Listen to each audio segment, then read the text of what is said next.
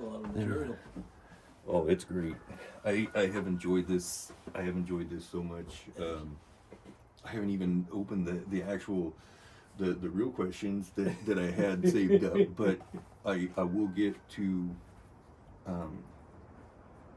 two questions I really like to ask. Also, is what was your worst day? Especially in theater, what was your worst day? And that doesn't have to be the one, but Yeah. when you think back on it, what was the No, like it, yeah. Yeah, and so they started talking about it just a little bit in 2019. We went back after the combat action badges, and that's for second platoon of Charlie Company, and there was about 12. I'll say 12 of us that were there for the first firefight. And we had the 506 PIR. The first sergeant, he had his boys up there doing the right seat ride. Second day on the checkpoint, and they had a firefight going, 2.5 hours. Incredible. I mean, the amount of adrenaline, the amount of teamwork, and the structure. You know, most of our soldiers were down into the checkpoint, in battle positions or in fighting positions, and you had half a dozen insurgents on the other side of the main service route, which was Route Irish coming down into the BIOP, which is the Baghdad International Airport. So we had that checkpoint that came into BIOP on Route Irish, and Route Irish is one of the most active IED, VBID, so improvised explosive devices and the vehicle improvised explosive devices. Route Irish was that route right back. And we had the end of that. The flying man was out front. That was the Baghdad International. It eventually got bombed and taken out too, but not while we were there. We swore to protect the flying man. But at the same time, yeah, my worst day was when was not the firefight. That was the most adrenaline. In fact, we had a shift change brief right in between, and that first sergeant from the 506 PIRs, the Parachute Infantry Regiment. Them guys were just animals. They were throwing so much ammo down. It's like, oh, la, la, la, la. And it'd be like first sergeant, he'd yell, and they were up in the nest, up in the turret, and they were looking across the MSR. First sergeant yelling out, he said, "Private Johnson, you got your combat infantry badge?" He just called it a CIB for short. "Johnson, you got your CIB?" "No, first sergeant." He said, "Get your butt up here." And the kid would go running up there, and he'd get behind the gun, he'd be like, da, da, da, da, da, da, da, da, da.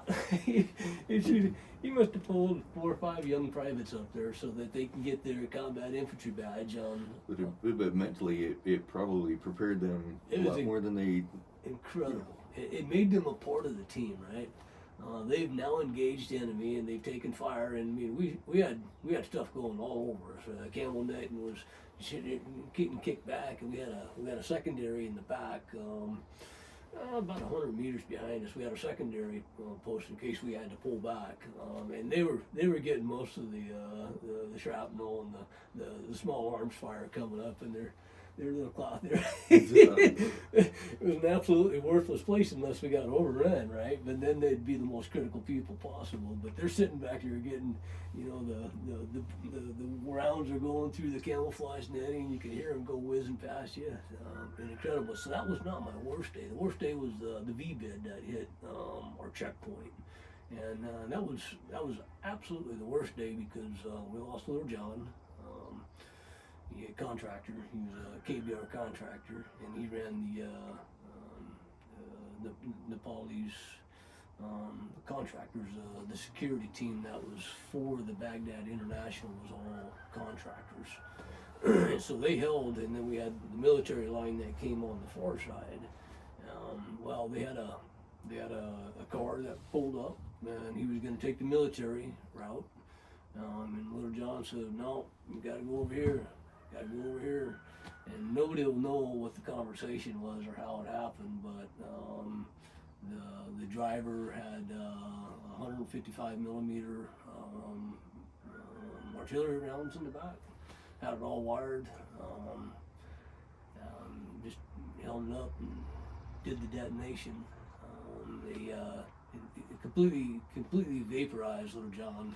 He was standing in front of one of the large Texas barriers. So the barriers are based upon how big the state is, right? So the Texas barriers were big, and that detonation it just left an imprint. Little John, who was actually a big guy, big burly guy, nice as the warmest heart. So that guy took that. Some of the Nepalese, they had a whole bunch of local nationals going to Baghdad to fly out, and it pretty much ruined their entire day. Just that one, 50-meter square area, everything just pretty much got smacked hard. And when I walked out, just to do the forward, to find out what was going on, Command Sergeant Major May was also out there getting ready for the quick reactionary force to come in. So we had eyes on the forward, but the Nepal kid that was, I will never remember his name. He was dragging Little John's TA-50 still on fire when he was coming out, trying, right? And how do you comfort that? So we found him a safe place to kind of shelter, and he was doing good, no medical, and then of course we had to bring so that was probably the worst day, and all our guys were fine, but they were definitely shook up. Little John was good people. So 2019, fast forward a lot, right? Myself and Stuart Zion, you remember that guy? I remember that. Staff Sergeant Zion. I think he spent most of his life in the 181, and a support guy, and he's absolutely do everything, man. If you need it done, just call Zion, he'll make it happen. He got in the pocket of Carpenter 1. He had a deck made for us out in front of our fob. And then the next thing we know, a barbecue shows up. One of them 55-gallon drum barbecue shows up. He was your face man for He's my ops guy. He's amazing. But him and I, we were the first responders on a 122 rocket that hit a latrine. And of course, the gentleman that was in there was a KBR, a contractor, once again. That was getting cleaned up, taking a shower, and that was my dreams were about that guy because he didn't have any face. He's just not a good dream, right? So my dreams were about that, and that started in 2019 when I started going back, trying to get the cab for a lighting. I haven't told this story, so I'm not very well versed in it, and there's some people that wanted me to do this that don't even know what effects they had on Brian. For the next 4 years, I sat in treatment trying to figure out how to stop the dreams and how to stop fighting in my sleep. My boy crawled into bed at, I think he was at 8, 9, somewhere in there. He crawled into bed at 3 o'clock in the morning to snuggle, and I put him in a chokehold, and of course he's screaming and fighting, and of course, now you're sleeping somewhere else for a while. So that's kind of the dark pieces of who we are and what we have to deal with, And I know you probably don't want your audience to know that, but I think it's important. I think it is important that they know that, because the other, one of the big pieces that I try to reach out and explain, you get challenging statistics of we're losing, roughly 17 a day, but depending on who's giving you the numbers and the numbers that aren't reported, it's as high as 25 a day. My hardest part and my biggest reason for it wasn't COVID why I finally retired out, but it was after the 5th soldier in my unit committed suicide within about there were 3 that did so in about a 45-day period, but I was done. I was just done. I carry my soldiers that have been either murdered, killed themselves, or killed in reckless living since we've been home. That was one of those few things that my dad used to share about his experience was all his buddies that came back from Vietnam that got killed because they were drunk driving or because they just couldn't handle what they had experienced. And so I would encourage, well, I would ask you also, because you knew quite a bit with the Washington Guard. Who can our soldiers reach out to when they're at that point, and where do you find strength and solace and support in what you go through? Yeah, I would like my answer to be anybody. If I would like my answer to be anybody you're standing around that's in uniform should have enough empathy and compassion to say, all right, let's go talk, or let's find the help. Unfortunately, what I've seen happen is you get ridiculed, and you get, come on, man, you're all right. Don't worry about it, right? But that's not the case. So when I first realized that I can't choke my kid out at 3 o'clock in the morning, and I realized that this is wrong. I was getting dizzy, and I was falling down, and the whole thing was just off. There was just something. I wasn't taking any medication at all. So to have that, to recognize that in yourself, was really tough for me, because that meant that I was going to probably need to talk to somebody about mental health, or to get help, right? And to possibly put at risk, and they say it doesn't do that, but to put at risk a top secret security clearance. And my superior compartmental, I was there all the time. I mean, it's very important to my pay, to my benefits, to getting retired. So I never shared any of that early on, and I just dealt with it, right? And I dealt with it by drinking. And I drank a lot. I become a functional alcoholic at work, and I can say that now because I think it was 7 years on the. We can get past something, right? Yeah. But yeah, if I was to say anything to your viewers right now, is like, pay close attention to your mental health, and don't let anybody ridicule you for having feelings, especially when it comes to having feelings about hurting yourself. I didn't know that. And I wasn't prepared the day that I sat on my shed floor and wanted to blow my head off. I wasn't prepared for that. But the Lord, and you're not great with the Lord. I am now. But the Lord's the one that sat there with me, and he picked me up and he said, "This is a long day, Brian. We got shit for you to do, right? Your mission's not done." And that was 2006, so that was real early on. But I still never took care of my mental health. In 2012 is when I quit drinking. That's when I sobered up finally. So that's 6 years of neglecting my family, neglecting my kids. My son was born in 2012, and that was the trigger, right? The ultimatum came. You need to be a father, and you need to be a mom. I don't care which one it is, but you gotta do one. So choose love. If you choose empathy, and that's what I've learned as a peer support specialist. And I went through the training. I got certified. I use it. That's a lot of my coworkers are peer support specialists, yeah. and it's I will say I appreciate that next level of help and care that they have, where they reach people that the counselors can't. Sometimes that the therapists can't. And I think it's usually because they have a lot more of that experience having gone through it. So if you ever hear the term peer support specialist, keep that in mind too, because these are folks that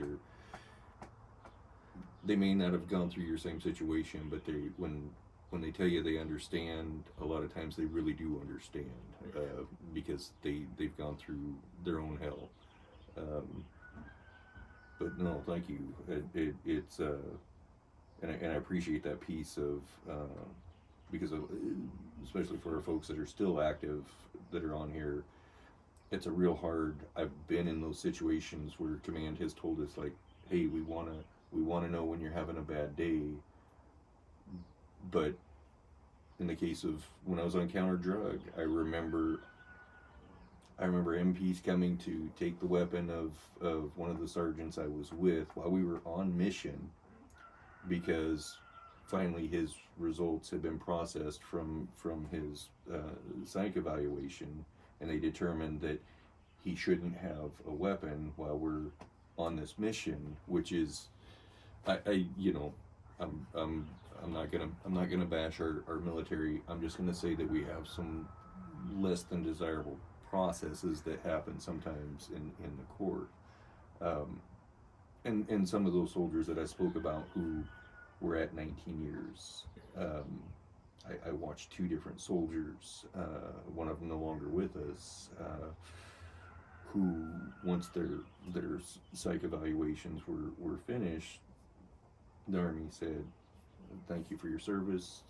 Here's the door," and that's really tough. I personally know what it's like being in the queue for a top secret. Had a secret clearance for years, just kept waiting for that top secret clearance to come through so that I would be eligible for other positions, and knowing that, hey, if this or this comes up, that clearance is gone. Those job opportunities are gone.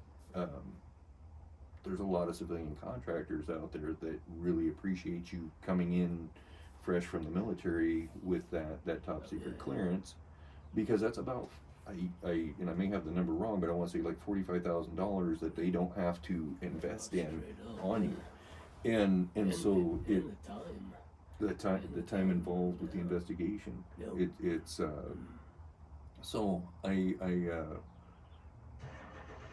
will also throw out there possibly your chaplain or your pastor, somebody that you can speak with in confidence, the strictest confidence. But in the end, don't let that clearance or career be why you don't get the help, because ultimately it's on you to get that help and to fight through it. But just like in combat, you can't go through it by yourself. I think that biggest myth that we share as men is you got to do it on your own. You know, you don't ask for help. And the reality is, lot easier to get that barrel of oil in the truck when you've got your buddies with you than you to sit there try to roll it up or jack it up in there yourself. You know, it's amazing what you get accomplished with friends. Part of this podcast, the God in the God and Country, is when you came to faith in 2006. Is that what you did? I hear you correctly on that? So what was the question? When did you come to faith? When did? Yeah, but I've always been a Christian, real early on. Not always the greatest Christian. In fact, I don't think I've ever been a great Christian. I'm very rough. But that's that can be the best answer in a lot of cases, because it's I think when folks know that you have legitimate faults, you know what, I'm hypocritical on this point, but I'm still walking towards it. You know, I think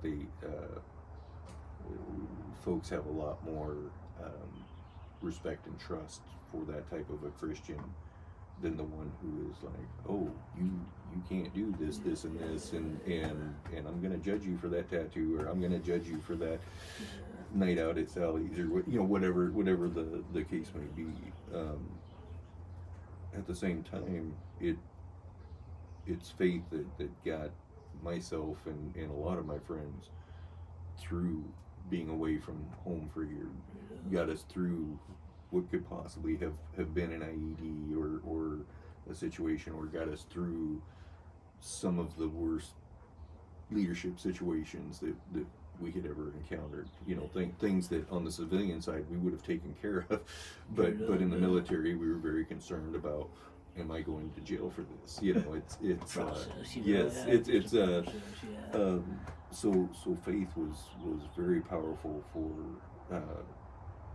my good friends that I deployed with that are still believers today, and but that challenge I had washed with a lot of us when we came home was that dispersing and no longer having that tight community, you know. That's horrible. Some of them fortunately were able to get that with their family, which is only right and proper. Is only right and proper that you should be relying and more dependent on your family than your buddies. But for those who didn't have that, when we came home, I watched a lot of folks self-destruct, and their struggle with faith. I watched it. You know, I know in a couple of the cases where I knew that they struggled with God and the existence of God, and did they believe or not, and that piece of it was crushing for me, because I wonder about that. I know God handles things on a level that I won't understand this side of heaven, but I also know the aftermath of, you know, I know some of them, their children are grown now, and I know that they've grown up without mom and without dad, and I those are the things. I only have three stories, but I will tell you that the one that I struggle with the most coming home is survivor guilt. You know, it's like the soldiers that didn't make it, aren't walking again, are never gonna hold their kids again. That's the piece that the alcohol doesn't take away. No. That's the piece that whatever you're trying doesn't take away, and trying not to be so ungrateful for the fact that, hey, I got to come home, I got to hold my kids, I got to see my family. So that's that part that I still work through even all these years later. Best day. What was your best day in service? What do you look back and say, we accomplished something here? This moment either changed my life, or I know I contributed to something. Did you have that moment in your career? Because you had how many years now? Because you stayed in it a lot longer than I did. Yeah. Yeah, you know, through the med board process and trying to get fixed, and then finally just kicking me out. It all ended at about 42 years, just like 2 months shy of 42 years, right? Wow. Yeah. But basically, I hit 40 years, and that was my retirement. And then they put me into the what they call PEB, the Physical Evaluation Board, and they determined that I was, my disability was caused by the deployment, which was really good. But then they also said, but we need to try to fix you on some of this stuff before we can release you. So I went into a temporary. I didn't serve. I woke up, had breakfast with my son every morning, played guitar with my daughter every afternoon, hung out with the wife and the kids. It was a super, super lonely existence. And I say that because when you do something for so long, and remember, I turned in my phone when I left. I turned in my government laptop when I left. I cleared my hand receipt when I left. Right? and I didn't have anybody calling me. Side note, we will talk about clearing supply on one of these episodes, and that's a whole nother level. That's a whole nother level of hell. But sorry for interrupting. No. That's it. Yeah, and you're right, because a real quick offshoot is I rented a trailer from Betos. You know Betos RV down there in Chehalis? I think so. Yeah, Yeah. I rented a trailer and took my son hunting. Yeah, it was amazing. And I brought it home and I cleaned it up. I emptied the shitter, and just exactly like we do with inspections. I mean, this thing I could eat off the floor. It was gorgeous. And I tow it back to Betos, and I pull it up in there and I unhook it and I put everything in front of it, and I'm like, hey, who's gonna inspect the trailer? Nah, we don't need to inspect it. All right, you're good. You can take off. We'll let you know if there's any problems. I said, no. I'm not leaving a $30,000 trailer sitting in your parking lot and then have it inspected sometime this afternoon. I said, what happens if your boy on the forklift decides he wants to drive by and accidentally hits it? And then I said, that's not what we do in the Army. I'll stay here all day until somebody inspects it. No, man, you don't need to be here. Yeah, I do. So yeah, a little offshoot story there. But what were we talking about? Your best day. Yeah, my best day. Oh shoot, I don't even. Every day was a good day. Every day I got up and had soldiers in front of me, and I was able to exercise my superpower. You didn't know I had a superpower, did you? No, I actually did, because you and the other sergeant majors, I remember when you put together that leadership conference where I can't remember if specialists were come, but I know it was like for at least the E5 and E6s, and it was like the majority of them throughout the state got to come. I really appreciated, because I remember one sergeant was irritating me because he stood up just to complain about what wasn't happening, and we all knew that there were things that were not happening or being dealt with, but he was making it vocal at the time where that wasn't what we were doing. We were getting your wisdom and your insights from all of your careers, and you let him know that, hey, that's we will get to that, but let's get on to let's get on to why we're here. You know, it was one of those things where I appreciated having, because I had, you know, again, I had served with a lot of those sergeant majors standing up there at some point back when they were E5s and E6s. I had fueled their vehicles, or had fueled their platoons or their units' vehicles, and I already knew who I considered a good leader, or somebody that I would rather get out than serve under their command, you know. So I appreciated that a lot, and knowing that most of you had been on that original deployment at the beginning of the war was huge, because I knew what you were talking about, you know, that you knew what you were talking about because you had went through it.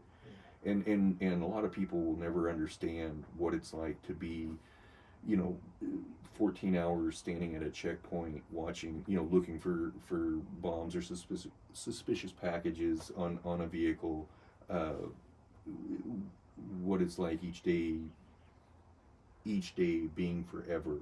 You know, when you're standing in 120 degree weather, with especially those of us that were in Kuwait, it could get to like 120, 125, 90% humidity. Yeah. So the sweat's just pouring out of everything on you. And you've got to be there for that entire shift. The only thing that you have to look forward to is some rough food that comes out, you know, on you know, but it was the fact that you all, and you especially, were being there for the soldiers. I remember you calling me on my birthday. Yeah. And I was like, what the heck? And there was something about that, like in all my time in the military, no commander, no first sergeant, no first line leader had ever called me on my birthday. Not even a squad leader. Had never come up to really ask there's a genuineness when you would come and ask us, hey, what's going right? Or hey, what's going wrong? I remember my own particular situation, and I was very clear with you, with our colonel, and with another master sergeant at the time. We have a broke system in this unit. It was a unit that I did not particularly want to be in to begin with. I thought I was going back to my old unit when I came back, and after the last deployment, I was still in that unit, and I was hoping to go back to Spokane to Charlie 112, and you did something that I had never seen before, and you removed all 3 of the platoon sergeants from that unit. And a commander and a first, well, the Yeah. first sergeant, I think he got to stay. Commander, yeah. Yeah. No man relieved him. Yeah. It was unreal. At that point, I felt bad for moving on. You know, I was still glad to get the opportunity to go to the 205th, but I was actually like disappointed that, oh, maybe I should have stuck it out a little longer so I could have seen the effects of, hey, this could get better, you know. And it was a very you know, I had a pretty wide audience on my Facebook page, and I wasn't afraid to. Probably the reason I didn't go farther than I could have was, I think coming into the military older like I did in my 30s, I wasn't necessarily, I was always respectful of rank, but I wasn't afraid of it. Right. And especially as I understood the guard system, there was more of a chance that I would stand up and call something out when I saw that it was wrong. And my last deployment was a lot of that, and it made me very, very unpopular with the person that was relieved, and it was crushing to have my integrity, because the only thing I really ever wanted people to know was that I was a hard worker in what I did, and that I was doing my job, and for yes Right there. it was and to have that maligned the way that it was, I was thankful, because there was you, but there was also at that time the sergeant major that was still at the flight line when I came back. I remember getting an NCOR, which those of you that don't know, an NCOR is basically your report card or your performance review of how you did the year prior.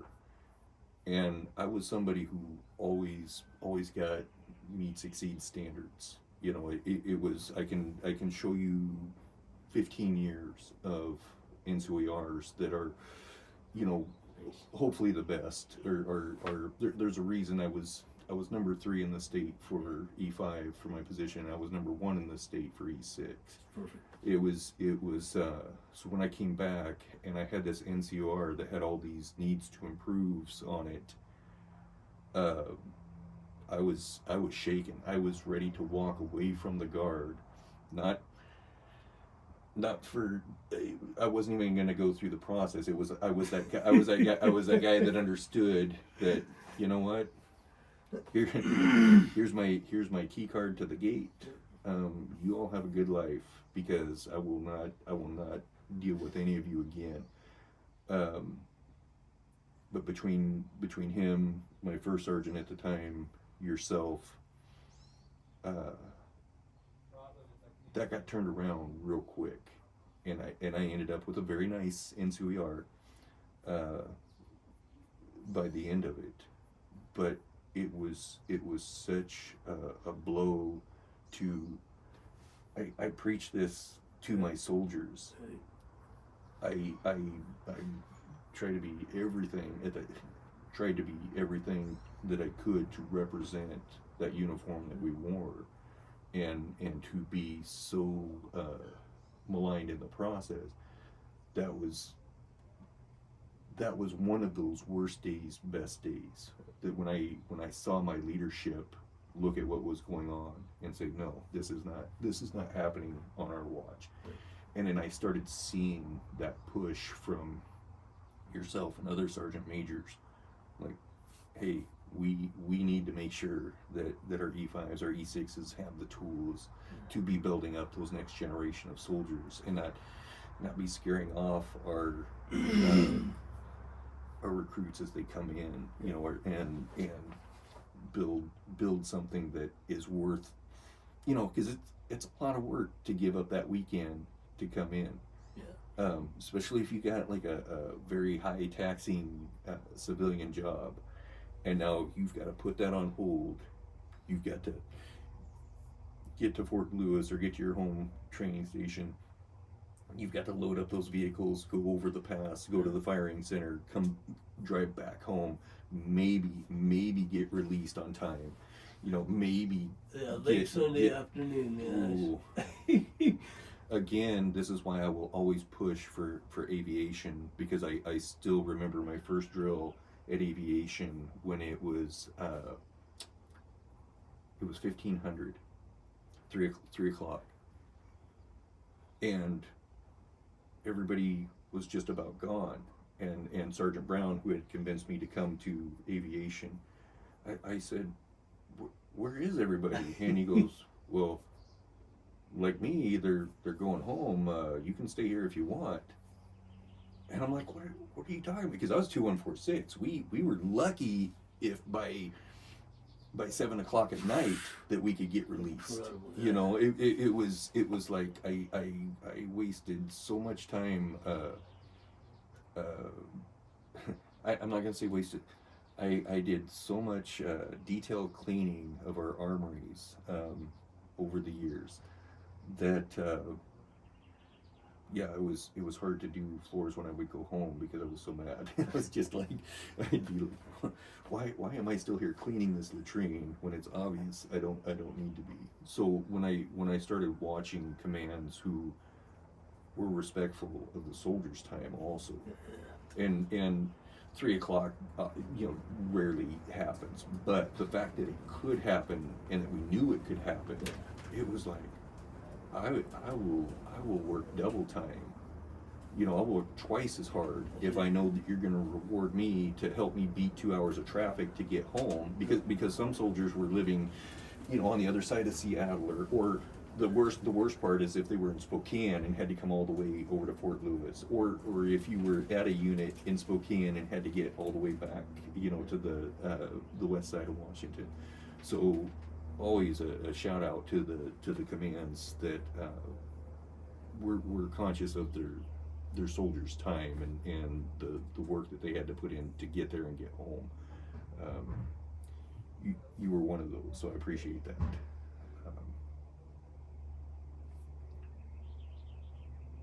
Gonna kind of get to the end of the tour here. What's one thing that you wish I would have asked you about, or What's the one thing I wish you would have asked me about?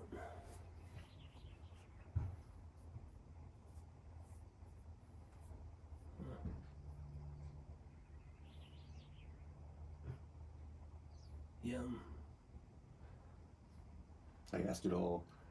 Right. Yeah, hit it all right on. Well, you know that, and you got a chance to run the cab for a little bit. Did you? No, I fueled them, You but didn't I come through a third at all? no. Just fueling us. Just fueling. Because a lot of the, depending on what the activity was, but a lot of the fuelers, a lot of the support CSC type sports would get directly attached to units going to, you know, like Yakima and stuff like that. I remember because you had, did you have at the time would have been like Sergeant First Class Leah and trying to think who else, Wortman. Oh yeah. Some of the all amazing NCOs.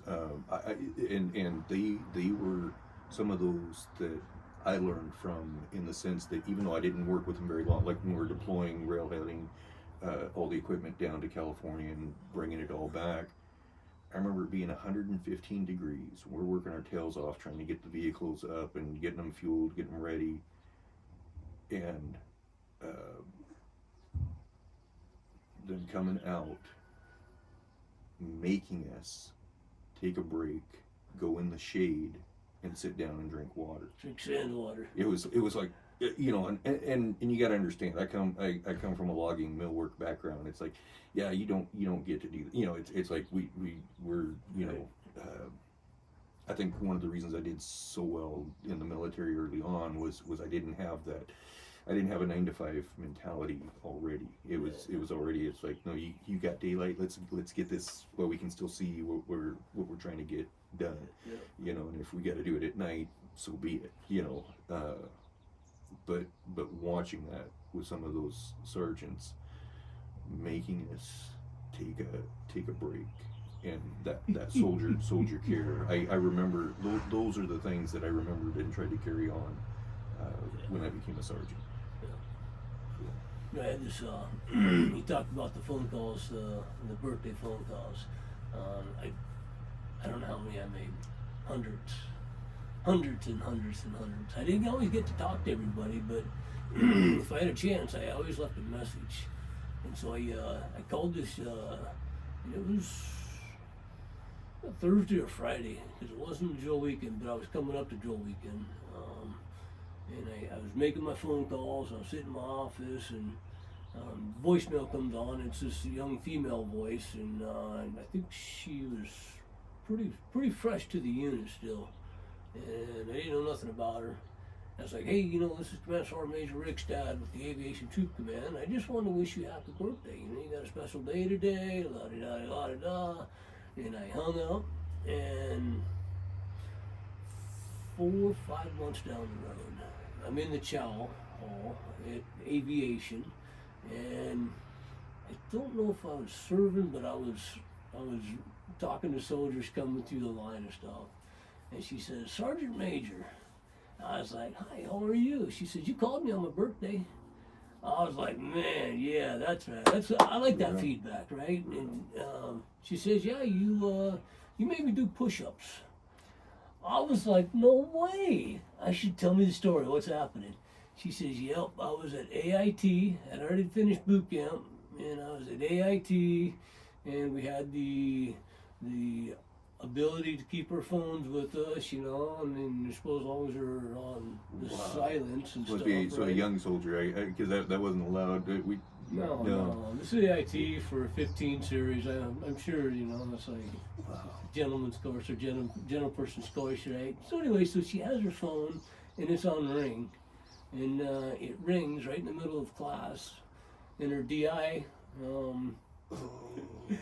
makes her do push-ups. And so she was doing push-ups for a while, and it wasn't until she got home that night that she listened to the message, and it was Command Sergeant Major. That's gold. That is gold. I know, man. I've touched soldiers in so many ways, all legal. All legal. Good. Yeah. Good. Yeah. No, I'm not that kind of guy. But soldiers are my superpower. And, you know, when you come out of Sergeant Major Academy, they give you opportunity to select something, right? You can select the grass. And you got to protect the grass, whatever it is. You might select hats, right? Maybe some sergeant major maybe some sergeant major has hard feelings for people that don't wear hats. You know what I mean? And that was kind of me. And haircuts, I love haircuts. And even today, I recognize people that, you know, have a fresh haircut, and I compliment them on that, right? But the grass didn't do it for me. I kill my grass as fast as I can. I kill that stuff as fast as I can because I have to mow it. You know, I don't like mowing. But the birthdays were probably the single most lifting thing that I've ever done for soldiers. I mean, I can stand in front of them, I can put my arms out, I can protect them, I can get them a couple extra years that they need for retirement, and I've done that for a lot of soldiers. And it's worth it every time. You might have a sergeant major on this other side going like, no, that person needs to go away. You haven't passed PT test in 3 years, and they're fat and they're ugly. Nah, I don't see that. I see that they're having some PT issues. I mean, there's reasons. Might have been a pregnancy, recent pregnancy, might have been some bad knees. But until you talk to the soldiers and ask them, it's like, where are we going with this PT thing, man? Are you ever going to pass a PT test? Well, I really want to, you know. I really want to. Okay, well, let's do something. Let's go PT together, right? And let's just start by walking, you know. I know you got bad knees, but for 2 years or 3 years, and I don't do PT with them all that time, but you always reach back and track on them, because you can't stand in front of somebody and protect them to get them another 2 years in service if they ain't trying. Yeah. That's not what I'm doing. They legitimately want to lose the weight, right? And you can help them. You can get them in the Guard. I mean, we've got a lot more resources now than what we have. Active duty, I mean, you just send them down to the, you know, nutrition specialists and family programs, and well, we're getting that now, and we have the ability. I could never say, Brian, I'm sorry, height and weight, you ain't fasted in 3 years, you gotta go. Wait, I got 16 years, right? I got 17 years. What about my other 4 years I want to get? Well, it's up to you, man. You either pass the height and taser, and you got 6 months. And they'll write in a piece of paper, you got 6 months to do this shit, right? Other than that, we're gonna get rid of you. No, I'm a volunteer. I came into this service as a volunteer. I went to boot camp as a volunteer. I'm a volunteer. You can't fire me for being fat. Well, they can, but people like me that say, that's not gonna happen, relax. And there's a lot of people that didn't like me for that, you know, and I'm okay with that. I mean, face-to-face, toe-to-toe combat, freaking yelling about, you know, a soldier that needs to go. Oh, he got caught on meth. He had meth in his system. Oh my gosh, meth, not meth. Oh shit, it's an epidemic in America. We are a cross-cut of society. Honestly, man, you can even probably say that, you know, on the active duty side, we're probably not a cross-cut of society. We are, but we're taking a lot of brand new people. 17, 18, 19-year-old kids that have never even drove a car, right? That's that active duty piece. The Guard is different. We're taking Brian at 31 years old. And we're putting him on a feeler, and we trust Brian on a feeler because he's a good soldier. He's a solid soldier, right? We hope it was. Oh yeah. I mean, but you don't trust somebody, right? And okay, you asked me about it's not even my greatest time, but I'll tell you a real quick story. After I came back from Iraq, I went to work for General Dynamics Land Systems because my fish job was gone now. I was a fish farmer, gone. So I went to work for GD, and I was teaching soldiers how to drive strikers. Yeah, cool, and shoot strikers. And I worked on Fort Lewis for 3 years, getting certified and qualified on strikers. An amazing job. But some soldiers have never driven a car, or they've driven a Geo Metro once. Wow. Okay, so I got a 20-ton striker that we're getting ready to put this kid, a Geo Metro driver. We're putting him in the driver's seat, and we steer him around the course. He does great. He does great. Flatlander does great. Okay, so let's go do a road test. We'll do a little road test, and we go on Flatlander, you know, all around Fort Lewis. Went out by the Mock City up out there, and came through the range, and went over to the sand pits. The kid was doing great. And we had this hill we had to climb. And the hill's kind of like weavy, and it goes over to Engineer Bluff. And this kid's going up this hill, and there's forest on both sides.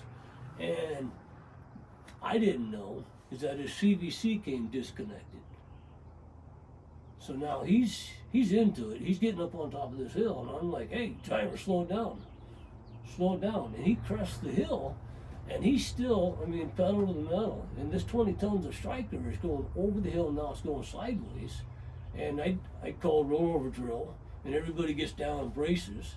And I can't get him on the phone. I'm screaming at this guy. I'm surprised he can't even hear me. I'm screaming so loud. So finally, he misses the corner, and he goes right off the edge. He's mowing down 8, 10-inch trees with this 20-ton striker, and he comes to a dead stop. And everybody inside, we didn't feel nothing. This 20 tons mows down a tree quick. You never even feel it. Kind of maybe a bump. Comes to a dead stop, and I looked over at the squad leader. I said, get him out of my striker, put his rucksack on him, and make him walk home. And you're following him. and I'm physically shaking. I mean, I just did, and that was at about, I think when I got home, I was about 27 years of service. So I'm in the striker, and I'm shaking and thinking about how close I just came to dying from some kid that's never even driven. Well, he drove a Geo Metro once, and I was like, oh my goodness. So that was probably the greatest day of my life when that striker stopped, and I put my head out, and I was still alive. And that kid wouldn't get out. He wouldn't get out of the striker. He would not get out. And so finally, I said, "Listen, I'm going to walk up to the top of this hill, and by the time I get back, you better be gone." And I had no right or authority to do that. I was just so, oh my gosh. Rollover drills in a 20-ton vehicle rolling down trees was the greatest day of my life. The day it stopped. Oh man. Well, thank you for that. Are there any books that you read or that inspire you that you would want our folks to know about, whether it's leadership or life or faith, or even podcasts that you listen to that you would recommend? So we talked about peer support specialists, and I got a cat that's running a podcast right now. His name is Bilal, Bilal Willis, Bilal Willis, and he's the son of a Command Sergeant Major, Marine Corps Sergeant Major. We don't hold that against him. We don't. Yeah, we'll save it for you. Yeah, I mean this guy is the way we connected is my daughter has written a book, and it's called North Star. So it's 800 pages, and she wrote it during the 3 years that I was in PTSD treatment, both in and out.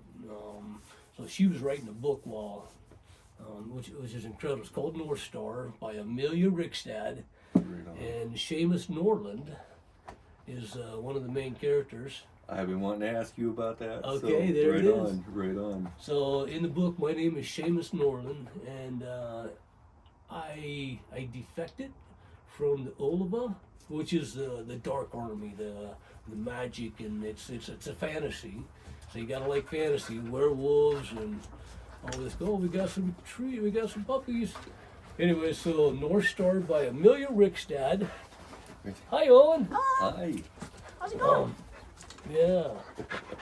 We don't want the dogs to mess with the camera. Hey, It's all good. on, We're Navy. gonna call it good, but thank you, and I will try to put links to those as I get this process. so. Perfect. You can read about Sergeant Major Rikstad in the in my plight with the Norwegian winter witch, and that's my daughter. And so she has several learning points in the whole book about where PTSD has affected me or the family, and how we kind of got past that. But it's a fantasy. It's a story. It's great. This is my son Owen. Oh, hello. Good to meet you. Nice to meet you. Right on. Good to meet you too. Oh, All right. Hi, Brian. It's been amazing. I appreciate this so much. Yeah. I really do. Thank you. Love your stories. got it. Oh, stop that.